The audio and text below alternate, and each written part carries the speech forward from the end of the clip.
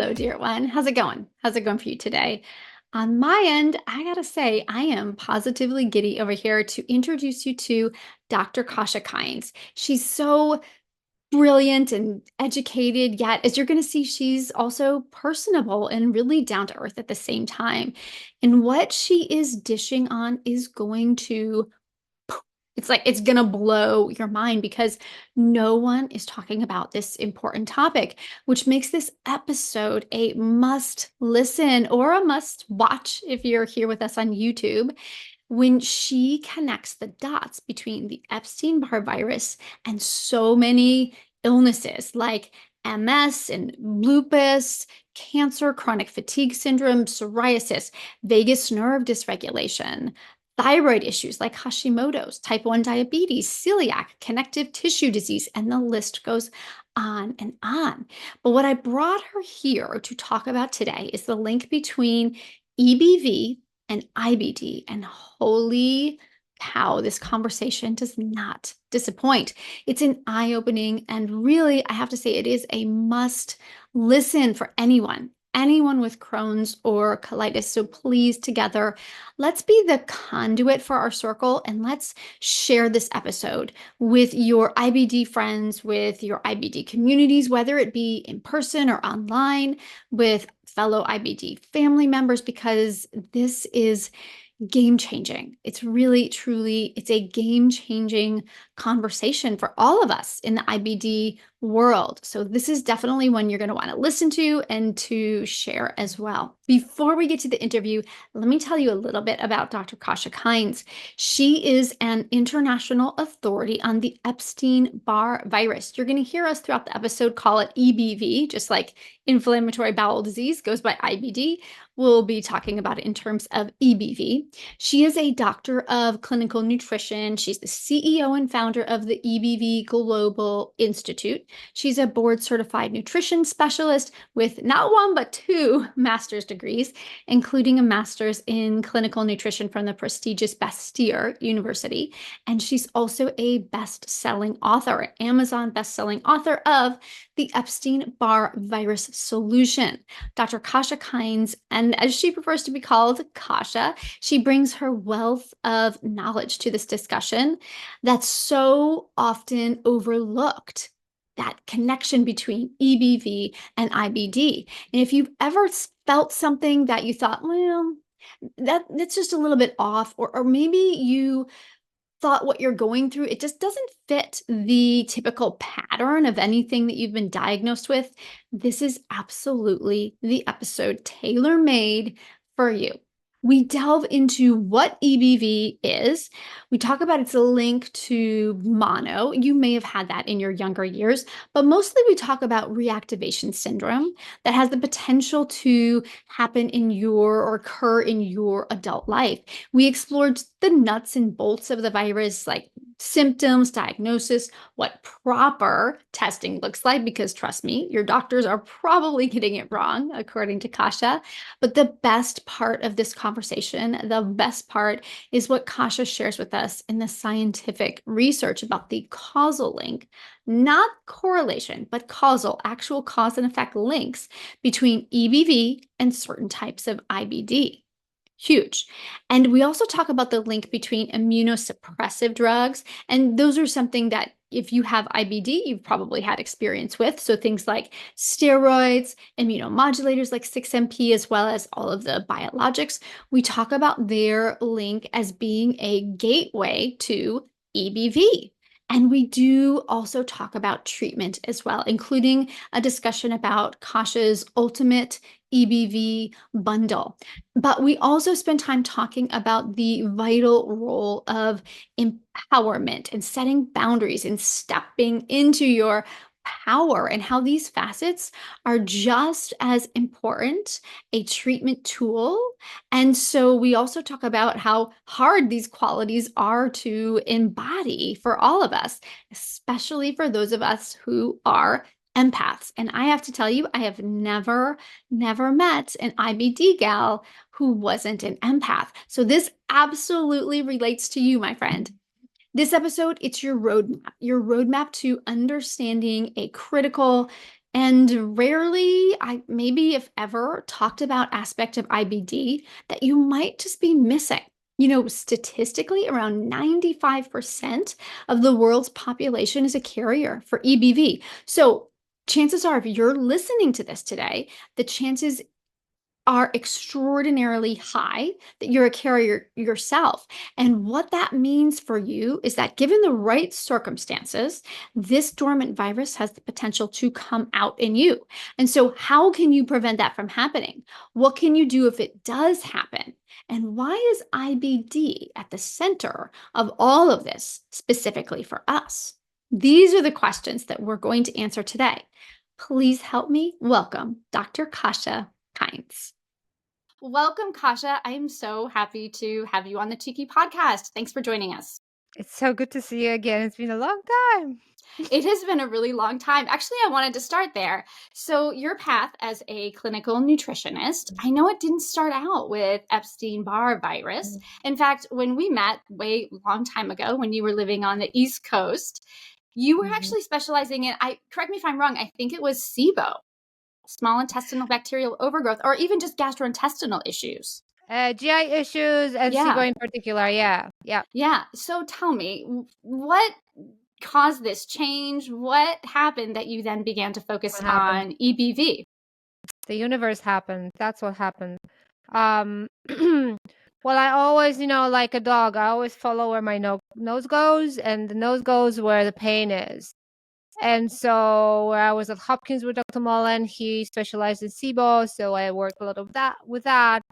But then that led me to Hashimoto's, autoimmunity.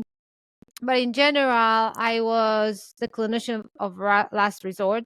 So I had a lot of complicated cases, so to speak. People that tried everything, had a pile of labs, big bills from all the functional doctors, and they were not getting better. So I had to follow that pain and follow what presented and follow what I needed to know. And there was a percentage of, it's in clinical life, we are humans, so we tend to focus on the negative. So if I was able to help 100 people change their lives, but there was one I couldn't, then we focus on that one you couldn't, amplify it. It's like, why? So I always ask the question, why was I hitting a wall with some of those beautiful souls? Like, we were doing everything right. What was I missing? And that's a frustration in a lot of clinicians, actually. And at the same time, half a year before I was ready to move to the States permanently, one of my best friends ended up in ER out of the blue, half paralyzed, and was diagnosed with MS. We lived relatively close to Chernobyl, northern Poland. Chernobyl is south, but still. You'll never know. But when I moved to the States, she began her journey fighting for her life. And basically, I tried, I became a nutritionist. I tried long distance. I didn't really know how to help her with MS. But I always asked, why did she get it? I didn't. She did. Why was it? And I was asking the question. She was fighting. She was the most extraordinary person. And eventually, it took her almost 20 years, and she died of complications. Wow. And I wasn't able to help her. And that was really painful. And she basically is the reason why I kept asking why she died, why I couldn't help her, what was it behind it.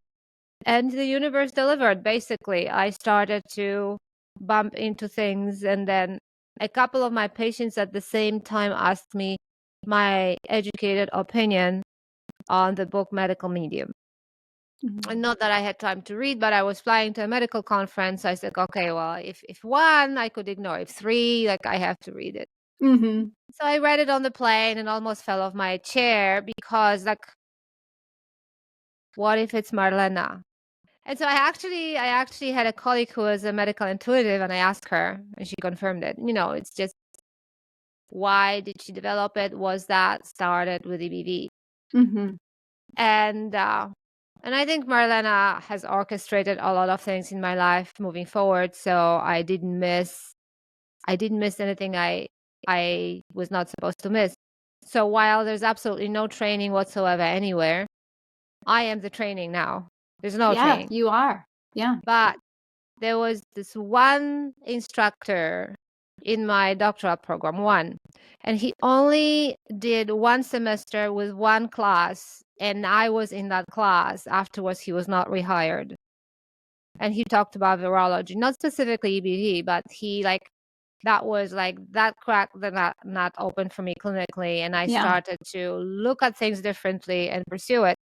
And so from that on, I just had to say, okay, if medical medium had this huge claim on the extreme left, and he says the spirit of compassion tells him what it is. And then there's medical community, and I realized medical community has no current information whatsoever on this virus. What they're doing clinically is so inappropriate that it's almost like medical malpractice because the literature is there. Yeah. So you have those two camps. And then in the middle, you have thousands, probably millions of people falling through the cracks and getting worse and sometimes dying. And so I thought, well, what do we know? What can I solidly put in place for everyone? So maybe these start talking and people get better. So and as it turns out, a lot, because you've written a book that is you can't see me if you're listening to the podcast, but turns out there's a lot of information on EBV because yes, and in fact, where's mine? Here it is, right here. I have it. What a book it is. What a book it is. It is a lot of book. I was just, because I had to, there was so much noise. And there was so much misery in people with EBV. And, so the first thing after that medical conference, the first thing I did is started to request testing and analyze medical literature about testing, lab interpretation, how do we test, what is appropriate, and how to read it, and all that stuff. And so, and I pursued it in my clinic with my patients, and I was blown away because we started to see it. And these were the tough cases. These were the people that, were sick and tired of being sick and tired. Tell me what to do, I'll do it. I need my life back. Beautiful people, I definitely want to get into the diagnosis part of it. I want to get into testing part of it. Yes. But before we even get there, let's back up a little bit, because so many people will come to me and say, what is this Epstein Barr thing? Like, I keep hearing about it. I'm not sure. Like, let's just even break it down. Let's start there. As a lay person, right? Yep. Listening. Yep. What is the Epstein Barr virus? And then I really want you to hone in on the difference between dormant and then reactivation later in life. Okay. So, the virus has been on the planet for 9-10 million years. So most of us are carriers. 95+% of global population has it. And, it doesn't mean that we get sick. It's just like, parasites or candida, that we have all these residents. But it is an opportunistic virus that can be triggered when your body or your emotional state, your spiritual state, whatever piece of you becomes very vulnerable and compromised. For many reasons. Many reasons. So for example, you're very stressed and you have chronic stress. Chronic stress causes depletion of nutrients. If your nutritional status drops and then you eat junk food on top of that actually in studies you can see that can reactivate EBV. It feeds of that. It feeds of stress hormones. It feeds of deficiencies, like if you compromise this way. So there's a lot of reasons why it can reactivate.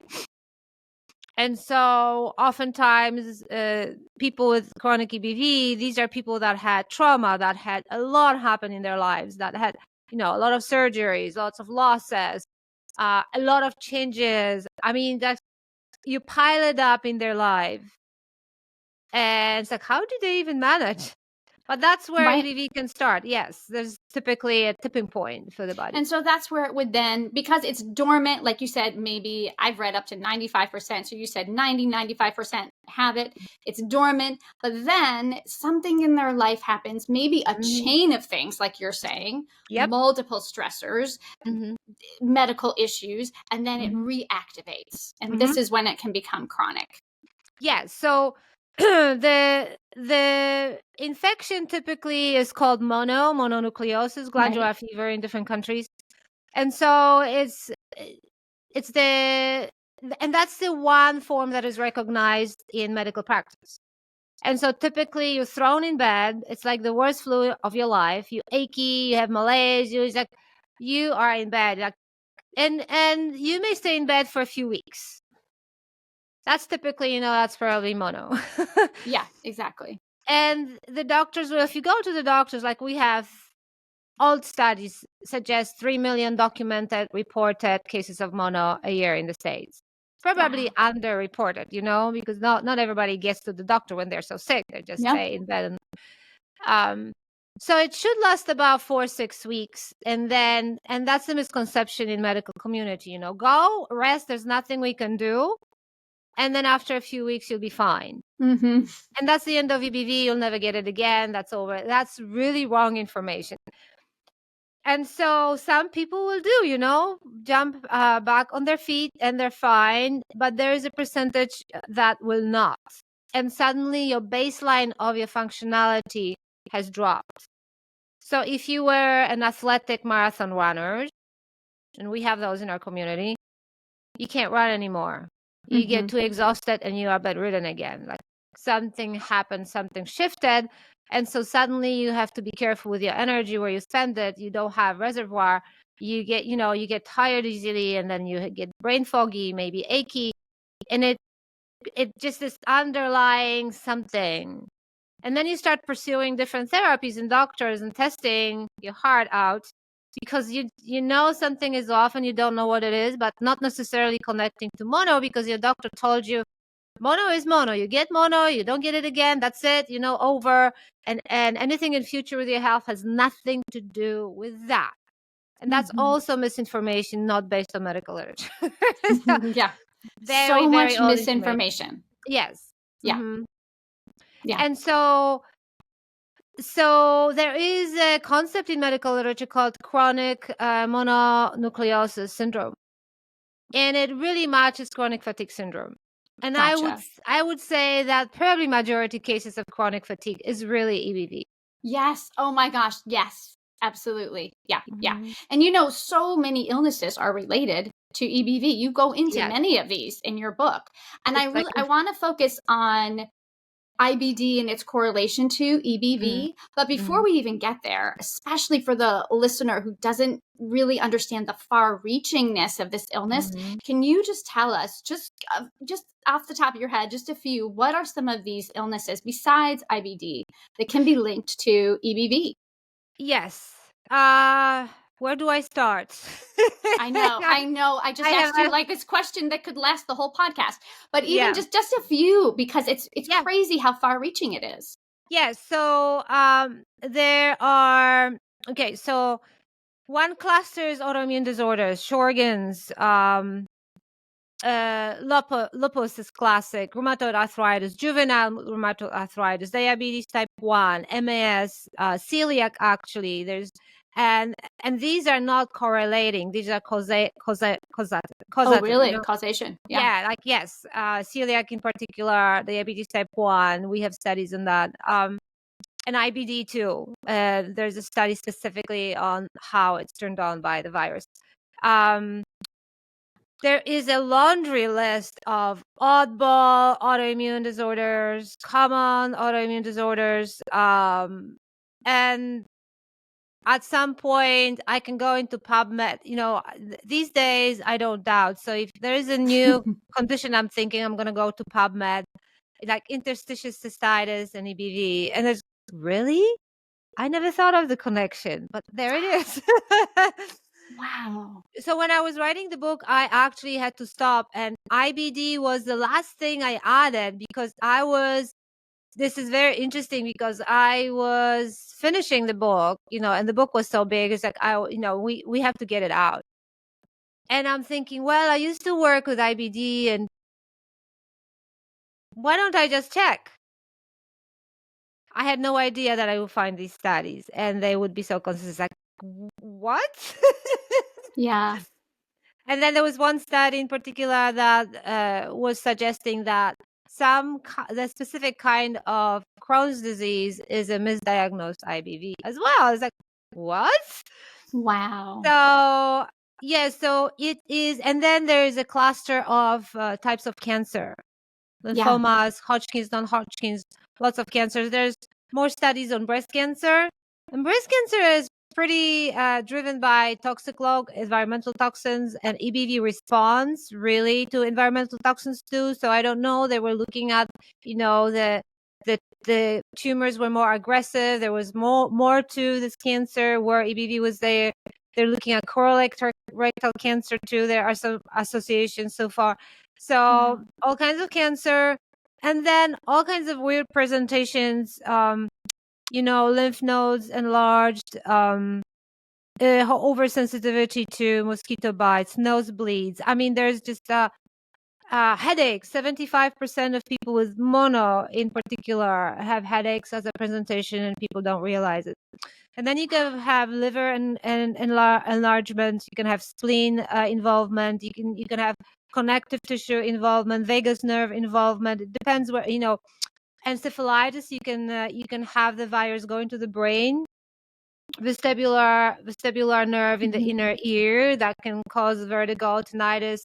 So you can have viral encephalitis. I mean, it's and thyroid can be in thyroid. So that's your Hashimoto's. Hashimoto's is common. That's a common causative, for Hashimoto. So, yeah. So in functional, many things. in functional medicine is failing because they're pursuing the little things. So if somebody has, 3 autoimmune disorders, if they don't see that umbrella, they may pursue things like, therapeutic diets that are unnecessary because they're not really hitting the virus. And so if you work with the virus, you can expand on the diet and have more nourishment rather than being stuck on a highly therapeutic and highly restrictive diet. Interesting. We're used to the Western doctors failing us, but you're saying even functional medicine doctors are missing the boat here and going in directions. Absolutely. Yeah. Wow. Unless I train them, I don't know what they're doing. And so the problem is if you go to a functional doctor and they know a little bit about it, they will throw at you everything. They will combine antiviral medication, homeopathy, botanicals, so herbs and supplements. And I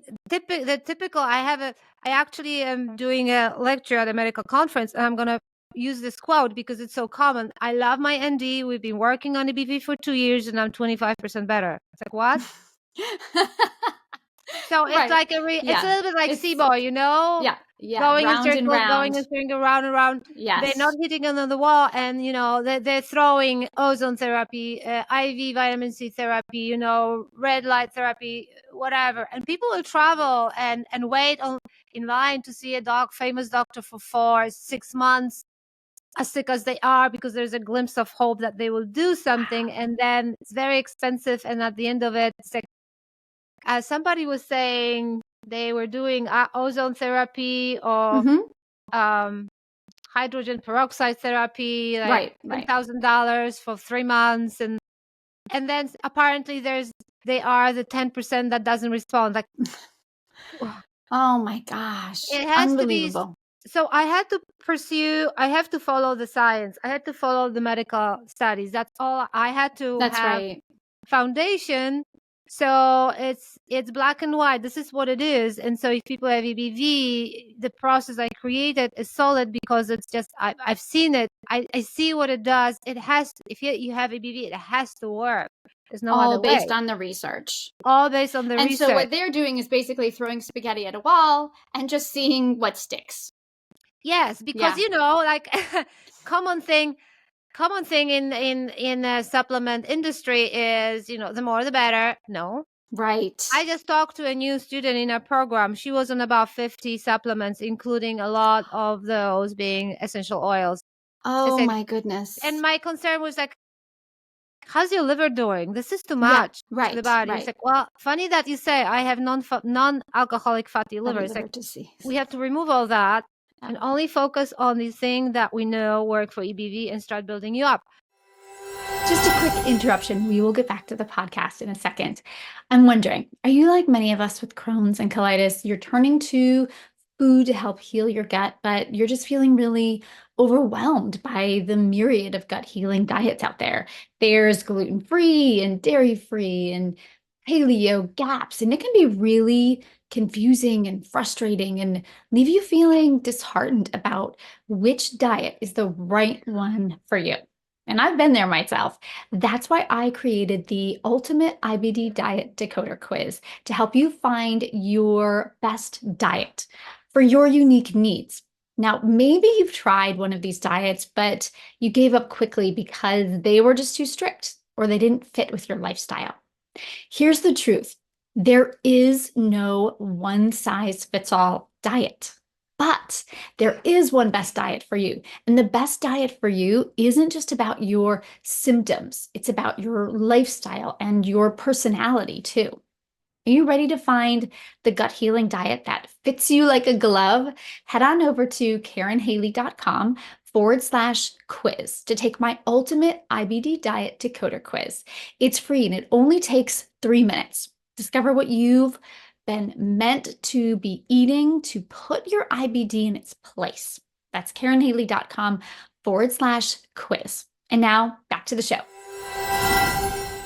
So many things, so many different illnesses related to it. And then the problem being that when you go to your doctor, they're throwing just everything at it, not really following the research, not having a honed in approach.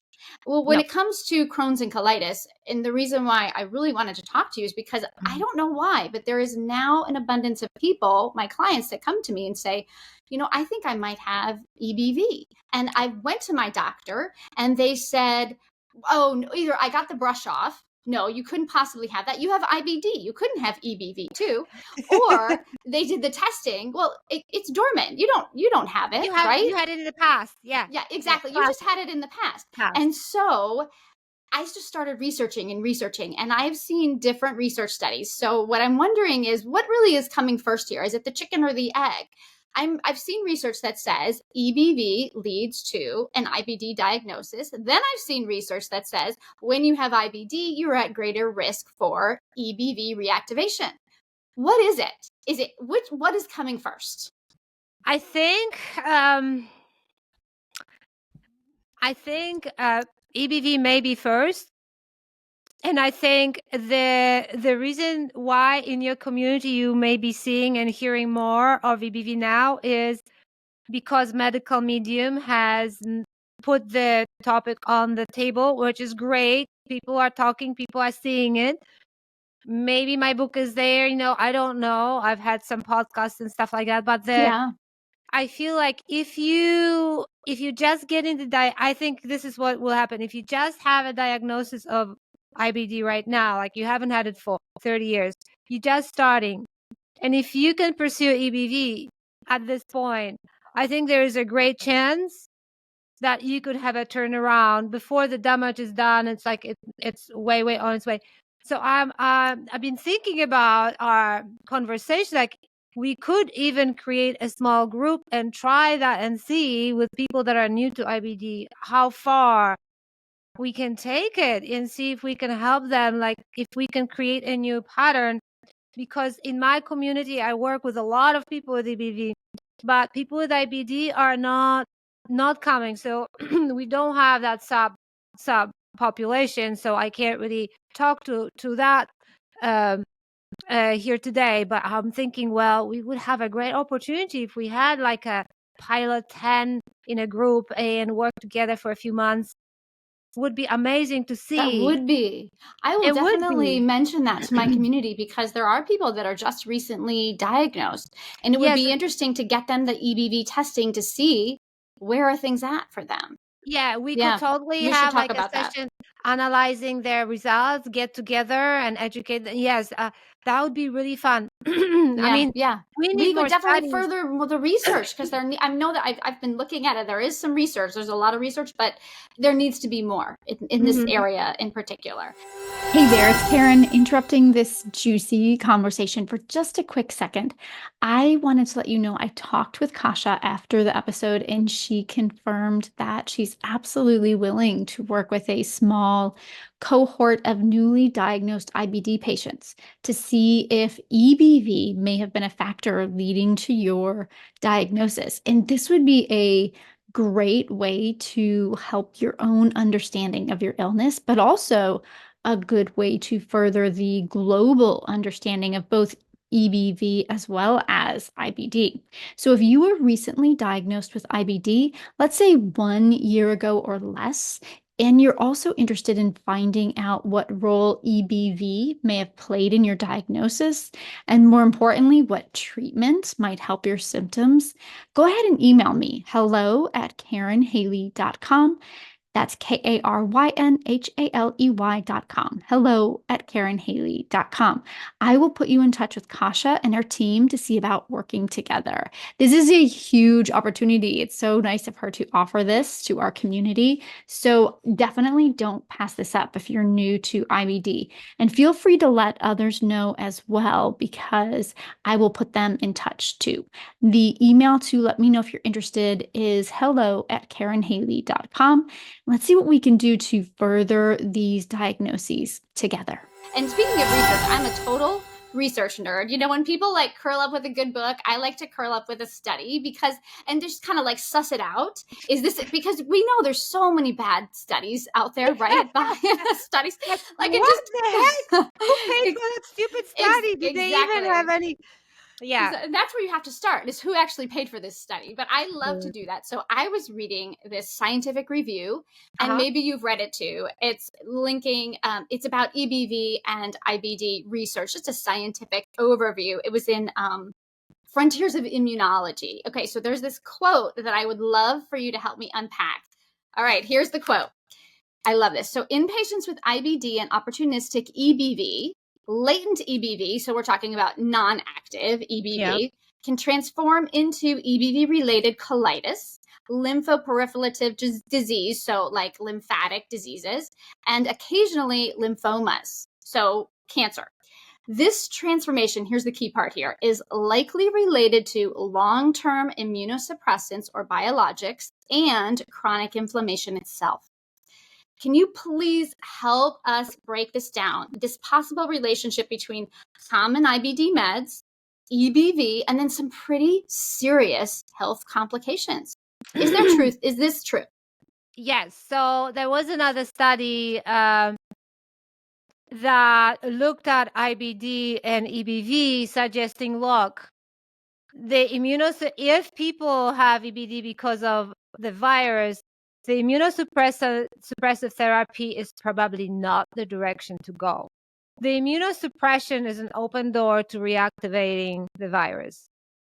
And so, so in my community, for example, I can ask this question, did you ever have to take corticosteroids for any reason? And if the answer is yes, I will ask and say, did you feel like you were hit by a truck? Because with immunosuppressant medication, you may have a honeymoon when you feel elated, like, whoa, I am cured. But that's just you turning off the immune response, and then you tank. That's the presentation EBV. Then you're going to tank, and because the EBV has open doors, like, the immune cells are all stopped. I can do what I want. The immune system is keeping EBV in check, like any other pathogens, parasites, any bugs we're co-hosting. Nobody. So yes, so there are studies suggesting that you have to know where that IBD comes from, interpret the labs correctly, which I can't wait to talk to you about for your community, so they will forever know. Yeah. And then you really need to be careful where you're going with it, because the immunosuppressive medications are really life altering in themselves Gotcha. and come with it's a heavy cost on the body. They're Oh, not free. absolutely. And it's a, is it worth it? You kind of have to weigh all of that depending on where the disease It is is. at. You need them Now, for life threatening situations. In emergency, you need them. That's when you need them short term. right, right, right. And the Yeah. problem is, especially with IBD, you're on this for life. Once you start, you're on it for life. But what's Mhm. happening is before they're going on the medication, they're always tested for TB. So I'm wondering if it should be standard of care for Yeah. testing for EBV before you go on this. Oh, this is huge. Yes, so Huge. yes. Yeah. Yes. Yes. This is really big. This is going to be big news for people to It's hear. it's big news. However, it takes 17 years for medical information from studies to actually trickle into Yeah. medical practice Yeah. and use. Yep. So I think your community needs to advocate. Like I ask women what to ask their doctors to test for thyroid, for example, because that's also a hot mess and Yeah. it's a tragedy. So your community needs to advocate and expect the doctor to add EBV panel. Tell them exactly which panel. And in the worst case scenario, go to a consumer direct lab, because they do exist. Right. Pay out of pocket, get it done, and get the report in 2 days and have it black and white without Yeah. the doctor messing up the panel, because that happens. Right. Right. Okay. So let's get into that now. Now that I was Mhm. going to do that a little bit later, but since you brought it up, let's talk about it. Yeah.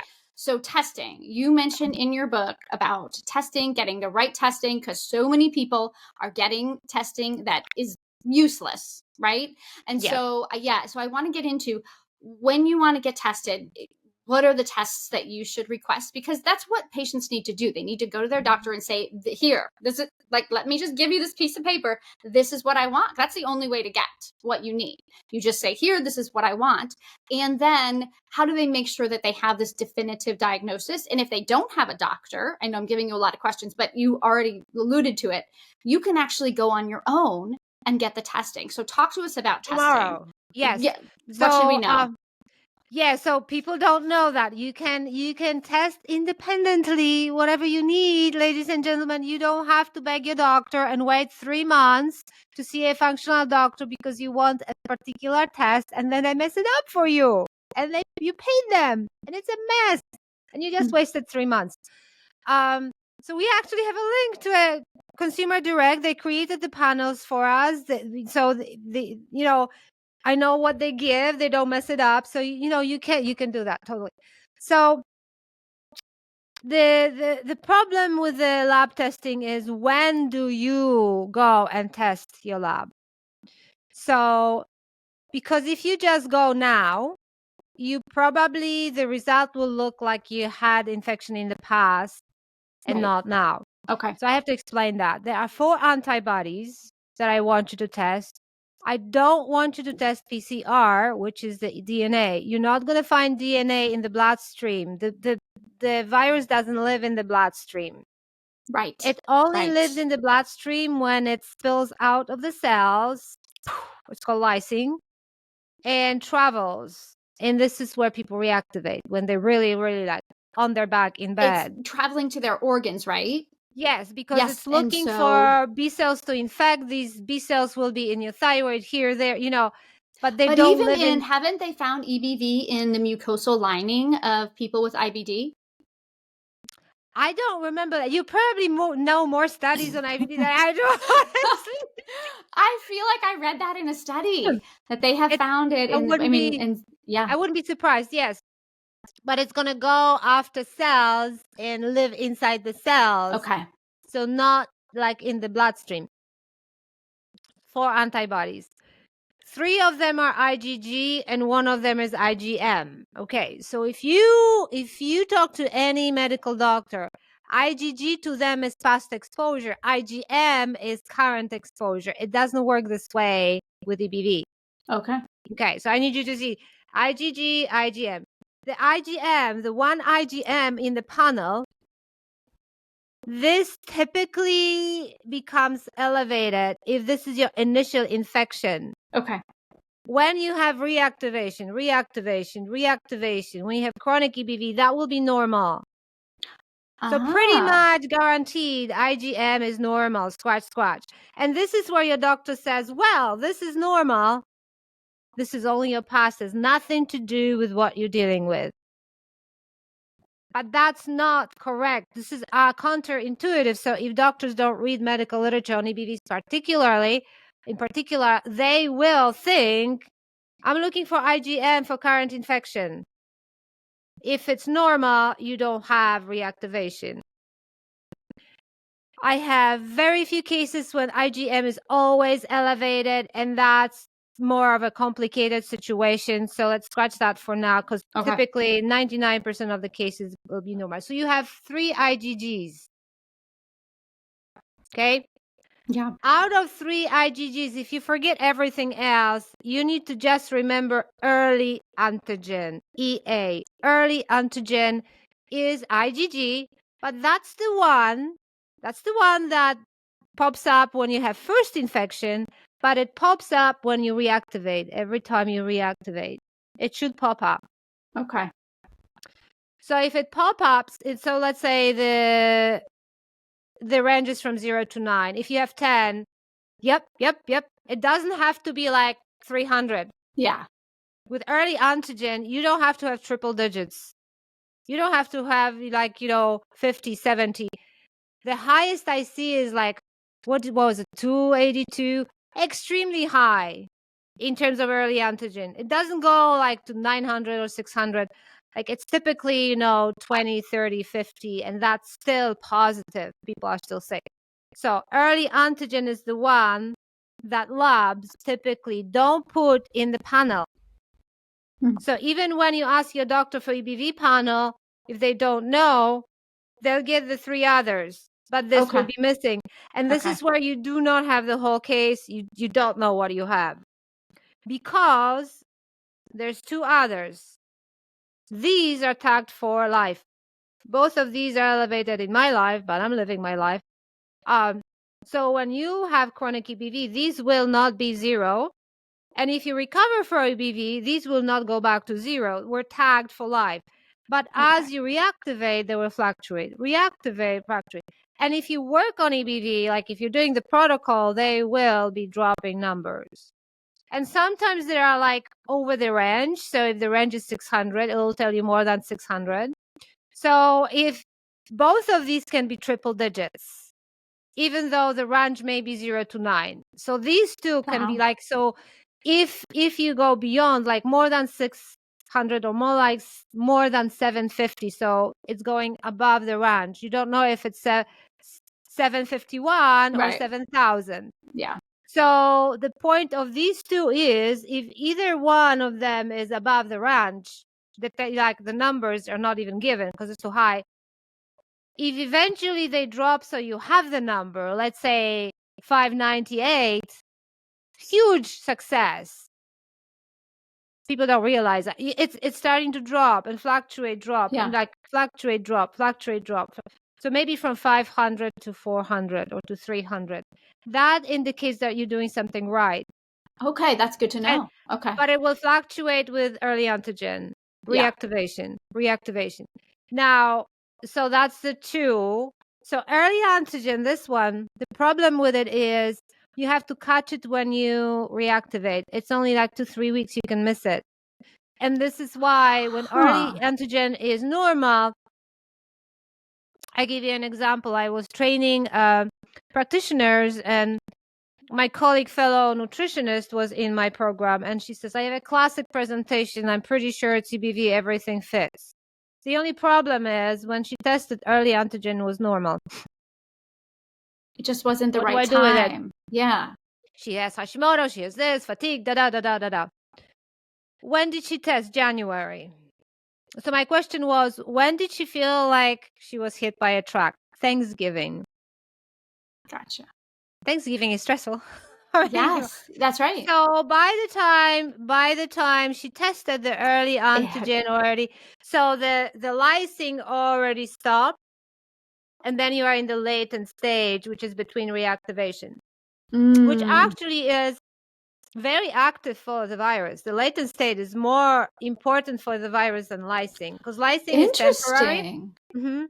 So when you look at studies, the virus depends on latent state more because the B cells keep replicating. And During the latent stage. Yes. So they kind of are immortalized. So it's cloning, the new virants are growing inside. It's like this perpetuation.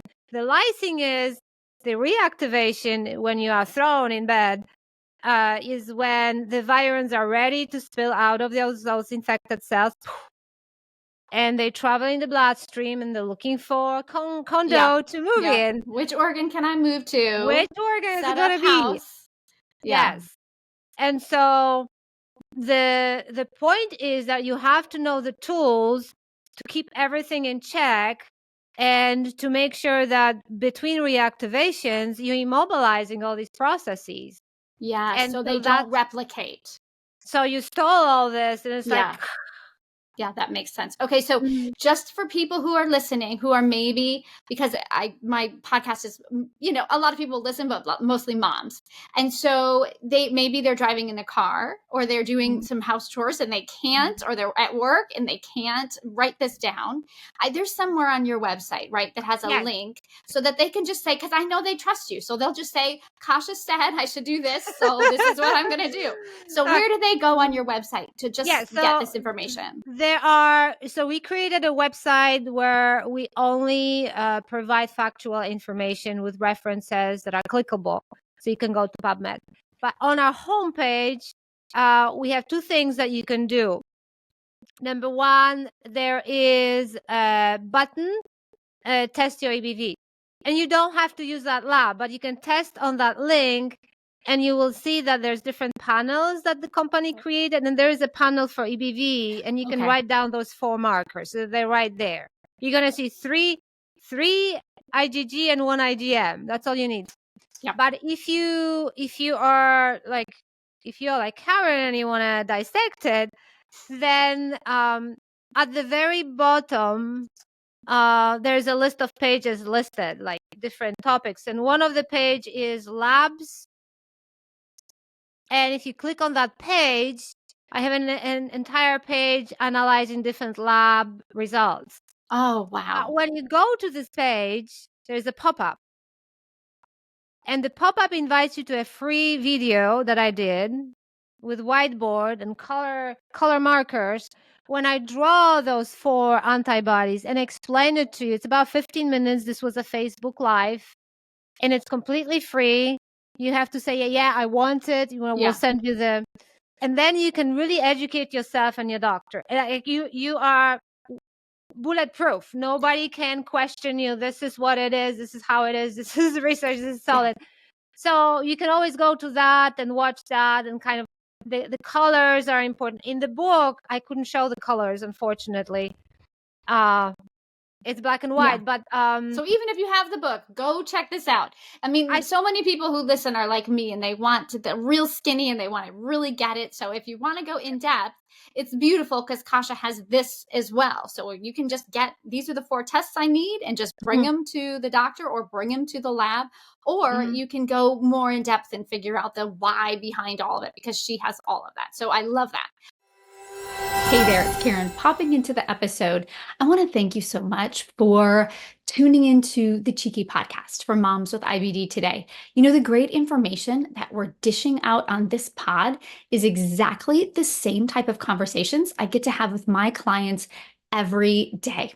And if you're ready to take your IBD healing journey to the next level and move into being the mom you always dreamed you'd be, then hop on over to KarenHaley.com/consult and book your free IBD consultation with me today. Remember, my mom had to be a little bit different and spell my name with a Y. So that's KaryNHaley.com/consult. consult. Now, on our call, we will dive into what you're struggling with most right now and make a plan for how we can work together to help you achieve your big, bold, beautiful, life-transforming goals. No more sitting on the sidelines, waiting for that miracle cure to magically happen. You've got what it takes to do this, Mama. You just need a little nudge in the right direction. And I've got your back. KarenHaley.com/consult. And now back to the show. So let's say now we know we've gone through it. We know we have this diagnosis. I know that you talk about how, unfortunately, there is no magic pill. It's not like you can say, well, you have EBV, take this one pill, even take a 30-day supply, and you're going to be cured. There is none of that, unfortunately, as we all know with a lot of chronic illnesses. So it sounds like this, well, maybe I'm wrong. There's a lot of starting places, but you talk a lot about supplements. And that, again, is on your website. There's several supplements that you recommend that people take when EBV is a factor in their life. But I know people can go and see that. But there's a couple that I wanted to ask you about. Specifically, one of them is selenium. Yeah, I love this because I feel like selenium is one of the most underrated nutrients that people just don't talk about. So besides the fact that we're mostly depleted in selenium, why do you recommend selenium for EBV? So what you're talking about is on our website, we have a link to supplement website, and I created a bundle. We call it a ultimate bundle for EBV, and that's where you start, and selenium is in it. In order to get to the bundle, the supplement had to meet many criteria for me, and selenium does meet those criteria. It has to be an antioxidant because EBV creates a massive, colossal numbers of free radicals, lots of oxidative stress, damaging the cells. It has to be a multitasker. Selenium has so much value.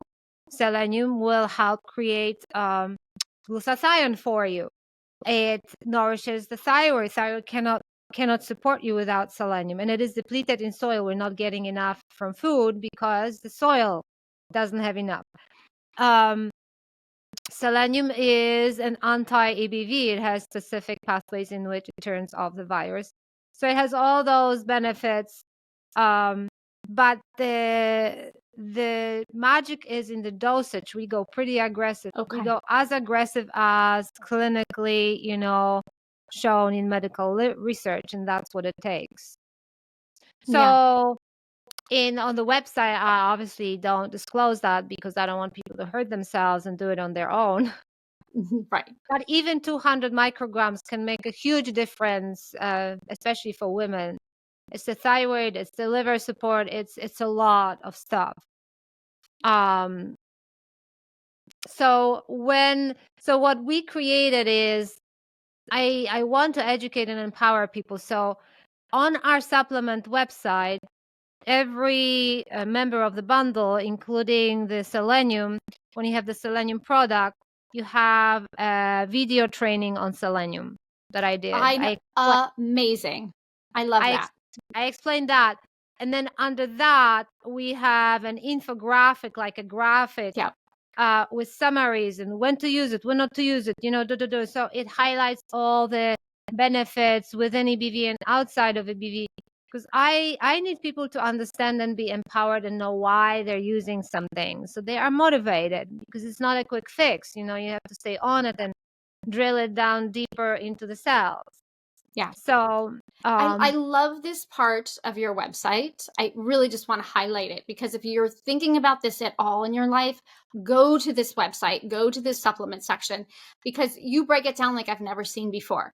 So not only do you talk about the supplement and just the generalities, but then there's a YouTube, it's not a long, it's a short YouTube clip that tells about the supplement and why you want to use it for EBV. And then you even have the infographic that even breaks it down further. So everybody needs to see this. That's why I said we don't have to go into all of them because if you really want to know about Dr. Kines protocol, you can go there. But Yeah. I just wanted to ask you some questions specifically. So the other one I wanted to ask you about is vitamin C. That's part of the protocol as well. And I know that you mentioned IV vitamin C. So I'm curious, and then you say that it isn't really for everybody. There are some people that it isn't for. Would Yeah. that be a good way to go, right into the vein, the IV type of C for somebody with IBD? Right. Don't know. Yeah. Okay. That's okay. I'm just curious. So the problem is a little deeper. Yeah. Okay. You don't develop chronic EBV, and also you don't develop IBD if you're living your life, if you're walking your walk, if you're speaking your truth, if you say no when you need to, if you have good boundaries, if you are just solid in your life, right? There's Yeah. something that makes you vulnerable in this life, and this is why it gets in your gut, right? Right. So when we're looking for a solution for something like that, EBV and IBD, we're looking for a solution for the whole person. Who am I? What happened to me in my life? Yes. You had to do that. Yes. It's not just IV. You can go, and I have people go to IV therapy. They get vitamin C. They pay for it. They feel better for a few days. They go home. And then it weans off, it stops working. They have to go back. So it's like a crutch.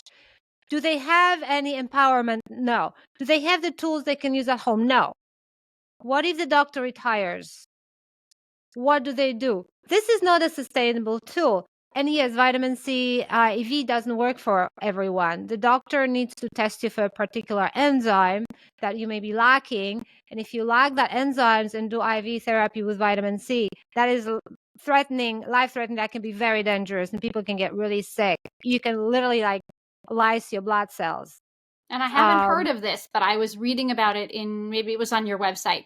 G6PD is the name of this enzyme, correct? They should know that enzyme. This would be part of the protocol for any doctor that uses vitamin C therapy, IV therapy. They know that they need to test that. That's interesting that you say that. They should know, but I have had IV therapy at various places, pre-surgery or this or that or tired or whatever, and nobody has said to me, you should be tested for this enzyme. And these are at functional,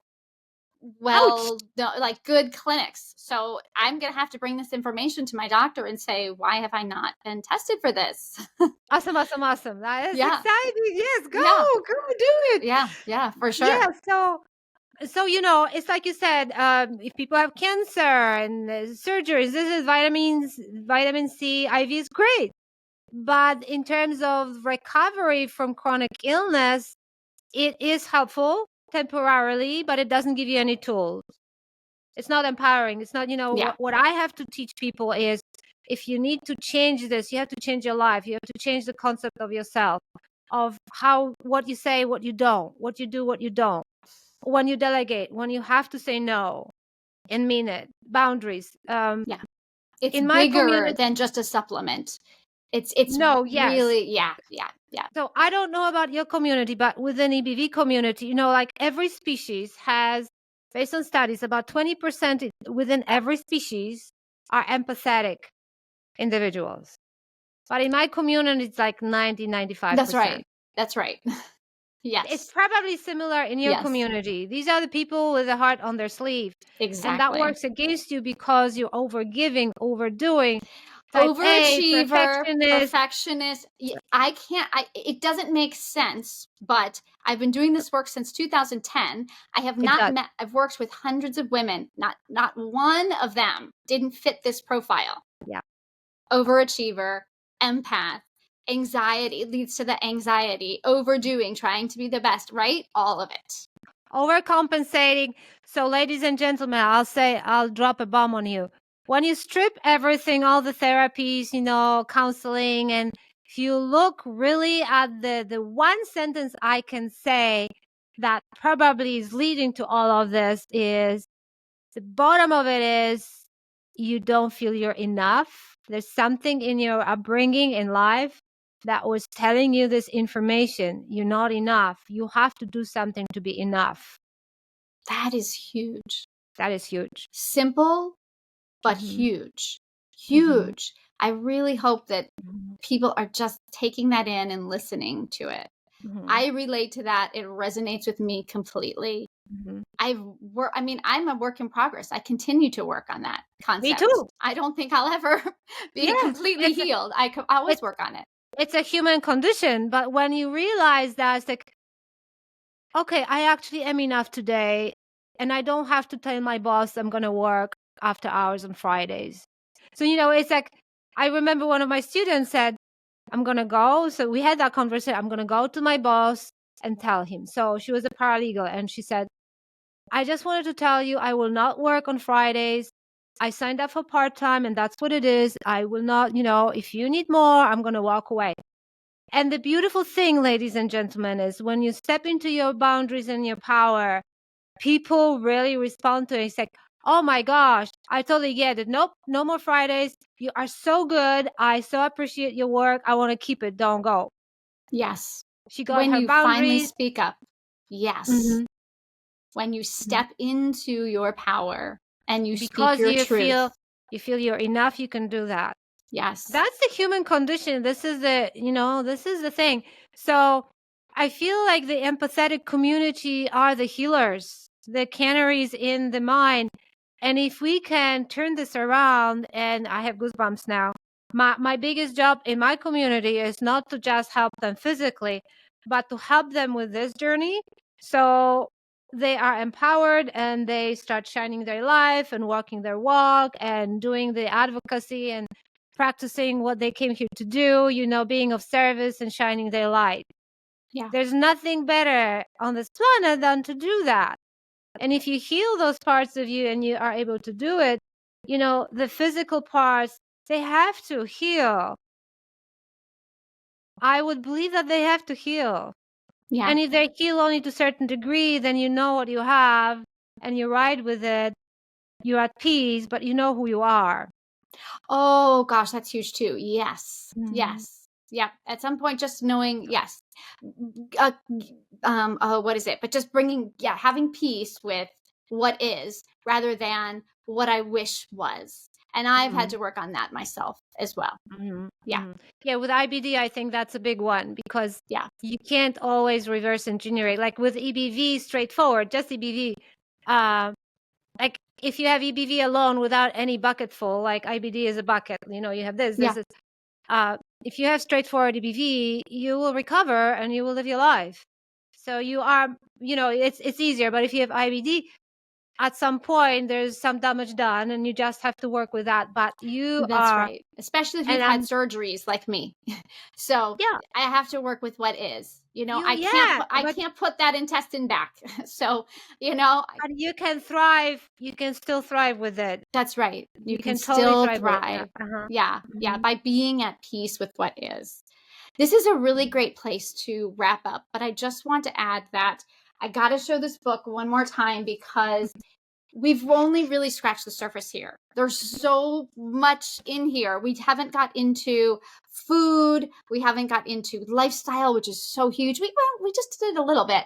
Mhm. Detoxification, having metals. I mean, Mhm. just a wealth of information. So the biggest takeaway here is to get the right testing. Get the right testing. Now, you mentioned at the top that, if you're just diagnosed with IBD, that's the time to get the testing. But let's say Yeah. you're like me and you've had it for 35 plus years. Is it still valuable to get tested, or only if you're symptomatic at that point? I don't know. I mean, if you want to test, if you want to test with a purpose, then you want to test. If you're curious, then you want to test now when your functions are where you are, and when you have the lab report. I would write on it like I tested it when I felt stable, my typical functionality, maybe like 7 out of 10 normal. Yeah. And then when something happens and you start going down, you test right there and then without waiting, and then you have your lab results and you write on it, I tested when I tanked because something happened, there was a divorce or something. And then you look at the markers and see what you see. Gotcha. Because otherwise, if you test at one time, what does it give you? You probably will have normal IgM. You probably will have early antigen normal, and the two will probably be elevated. But you need context. Right. So yeah. It's not I a can one have, and done. It's right, not a one and and done. Yeah. I can have the same result, two different people, two different circumstances, and two different like background information and two different conversations based on similar presentation in labs. So that's the trickier part. Yeah. But I like that you mentioned that because it's important to know. I feel like earlier you were talking about testing and saying that retesting and retesting to see where you're at different times during treatment. So it's kind of like SIBO or Lyme disease or you know what I mean? You don't just test once, and so many doctors make that mistake, especially with Yeah. SIBO. Well, you tested positive. Let me give you some antibiotics and then you're done. So it's kind of like that. It's like you have to continually be on it and retest and see where you're at when different life events happen. To understand the patterns, yes. Yeah. I want to bring one more point before we go because it's a low-hanging fruit and people and I remember when I was writing my book, I asked Dr. Pizzorno, who was the founder of Bastyr University. He's brilliant and brilliant in toxicology. I asked him to review my book, and his only observation was not to talk about EMF because there's not enough validation in research, and I'm going to be criticized for it. I didn't follow his idea. Yeah, it's in there. It's still there. But I have to tell you, over the years, this is the lowest hanging fruit. We have to have a Wi-Fi hygiene. I ask every person coming in, I have a quiz, so I know what people are doing and I know the trends. And one of the most alarming trends is that people are using their phone as alarm clock. It's unacceptable. That people are using earpiece that is wireless, it's unacceptable. Please don't do that. That people, though, are not aware that I have a smart meter and they don't do anything about that. Please remove that or put it in a Faraday box. It's not expensive. It's easy to find. And then your Wi-Fi router, get a kill switch so you can turn it off with a button before you go to bed and put it in a Faraday box. These things will really help your cells regenerate and work because you're inundated on cellular level with radiation. Huge. It's huge. Yeah. It's huge and it is very detrimental. This stuff reactivates CBV and people are stewing in it and they have no idea. It may be the cause of your headaches, or it may be the cause of your joint. I mean, you have no idea how it's impacting you. Yeah, it is impacting I need to do more. So I'm glad that you mentioned that because I've done some of those things, but I definitely need to do more. And I know there's a whole chapter in that in your book as well. It's an old book, so there's simple solutions these days that were not available then. Oh, good. So there's even updates. Yeah, gotcha. Yeah, I mean, like I told you, you can get you can clean that up. I mean, you can get an earpiece called air tube. So there's air in the tube. So there's absolutely no effect on the brain when you have the earpiece that you have, like the one I have right here. Yeah, exactly. And I'm thinking, well, I don't have the wireless one, so I'm doing much better. But it's still an issue, huh? Yeah, you still have a little bit of bit waves going to the brain. Yeah. Gotcha. So anyway, so take a look at that, especially if you have kids, because kids, their brains are still developing. It's very dangerous technology. I'm not a parent. If my kids had phones, I would not be able to look at them, hold that next to the brain. There's studies on that. There's brain tumors. I know of young women that died because they always, one woman always carried her phone, in one particular place. She developed cancer right there. She died. It's like people are not hearing about research, but it's there. There have been studies. There have been legal suit against tech companies. Against the technology, so it's a big deal. Yeah, it really is. Yeah, and I'm glad you moms mentioned are it. listening.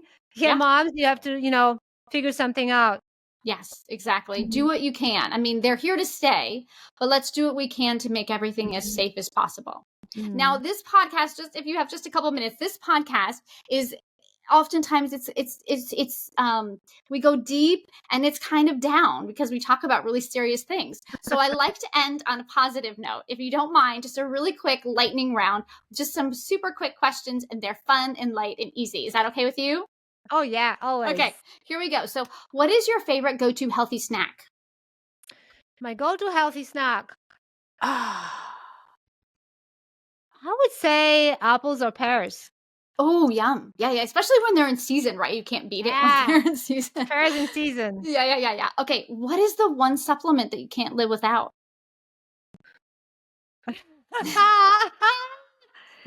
That would probably be a combination of adaptogenic herbs because I have a lot of stress. And so I just have to manage, lifestyle isn't what it is. It's taxing on the body. So it's a little buffer for me. It's a combo of adaptogenic herbs. Yep. Okay. Awesome. What's your favorite form of exercise or movement? Exercise or movement. What do you like the best? Well, surprise, surprise. The exercise that I love is my walking meditation, scooping poop for my 3 horses. I do it every day. That's so great. I am developing a little thing here. That's so great. Good for your muscles, but also good for your soul. Yeah, I don't like the gym. You need to exercise with purpose. And the thing with the brain development or brain reaction when you're on a treadmill is very repetitive. The brain needs challenges. So you need to be on uneven turf. You need to stumble. You need to go into the mud like I do. There's ups and downs, and you have to adjust. And the brain has to adjust. So the ideal exercise is walking in natural terrain, up and down trees, logs. That is actually exercise. We are designed to walk. We're walkers. So you will never see me in the gym. Yeah. Not worth it. I love it. I love love it. Air, no oxygen. Phew. Exactly. Me neither. What's one thing that you do on a regular basis that really helps you connect with your spirit, your soul, whatever that means to you? What's something like self-care that you do? I talk to my spirit guides all the time. And I also have a particular spirit guide with me, sister. Oh, she's showing a picture of her horse. She was not my horse. She was my friend horse. And she's up there now. But now she has wings, I understand. Oh, my goodness. Beautiful. That's her. And she's white now. And she is my guardian angel. So we're looking for the farm for my 3 adopted horses now with her help. So I work with my spirit guides. Oh, lovely. What do you think is this is a big question, but loaded, but try to keep it as brief as you can. What is the most misunderstood thing about EBV in your opinion?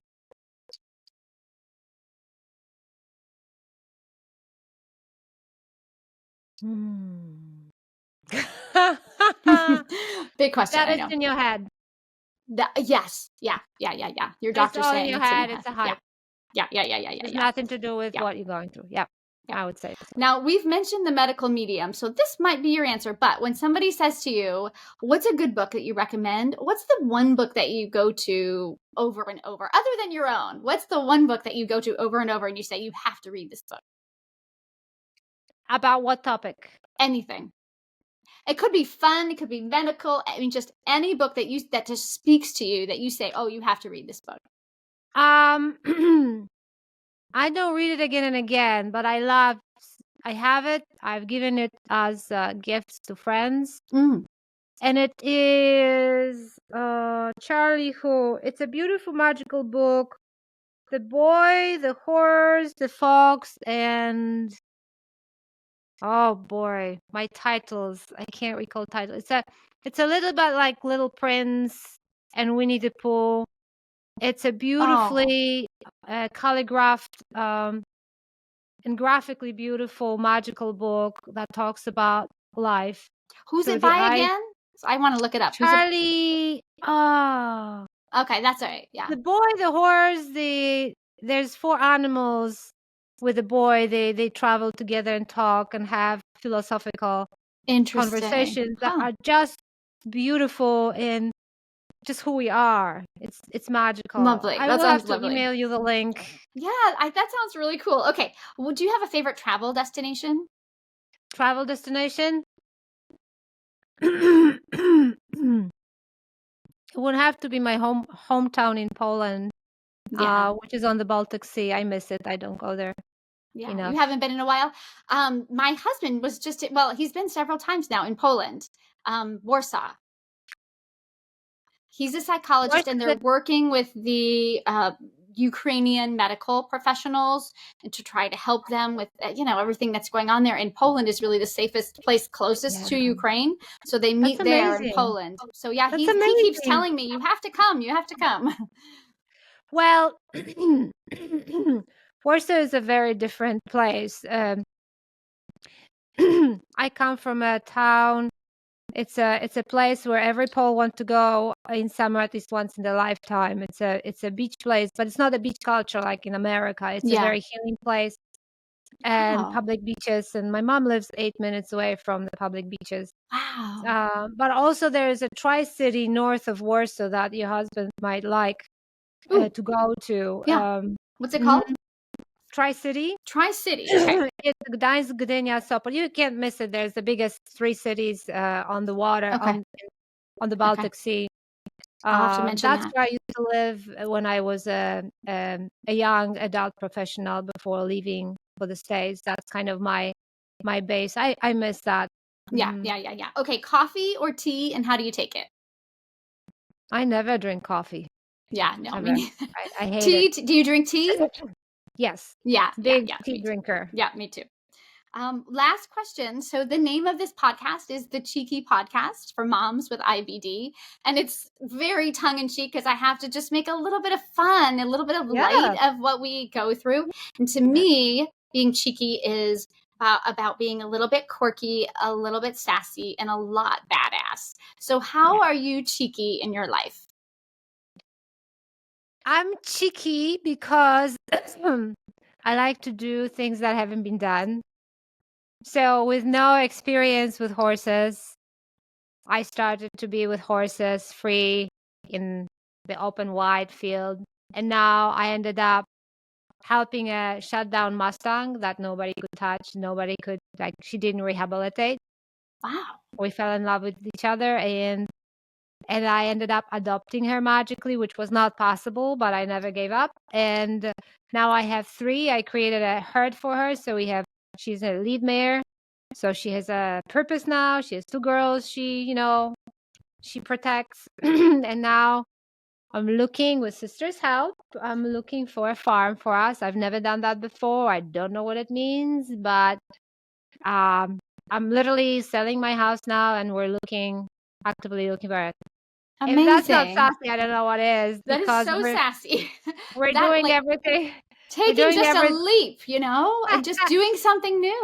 leap of faith, and I'm not writing them. It's just a very different concept. It's kind of a pioneering, very natural way of being with those amazing creatures. So we're gonna have a healing place where I will have retreats, weekend retreats. We'll be cooking, breathing, Oh my eating, and gosh. we'll sit Wow. down outside and breathe. And if the girls want to come and breathe with us, that's what we will do. So it's going to be very healing because they still are healing. Yeah. You know, Yeah. they've been rescued. I And love so, that. I love that. Oh, yeah, wow, Kasia. Oh my goodness. Amazing. yeah. And so we did a lot. We dug in a lot here today, but I still feel like we scratched the surface. There's so much more to know. So, Kasia, where can people go to find out more about you and more about the beautiful EBV work that you're doing? Yeah, everything is on our website, links from our website. You can sign up for newsletters so you'll be updated. EBV help, like HELP.com. We keep it simple. And I want to finish with a plea to all your moms. Please, you are a beautiful, magnificent soul. You are, we are a spiritual being having a physical experience. Your spirit is so important. Don't let anybody take it away from you. You just shine your light, speak your truth, be who you are. We need that More than ever in the world. more than More than ever. ever. the magnificence of your body, how intelligent it is, how it's fighting for you despite all of the mess inside. It's just incredible. So just know that your body is working for you, not against you, and trying within whatever is given. And never give up. And there's always a way to shine in your life. Just be yourself. We need that. Oh, amen, Kasia. Amen. Amen. I love it. Beautiful words from a beautiful soul. Thank you so much for being here. My pleasure.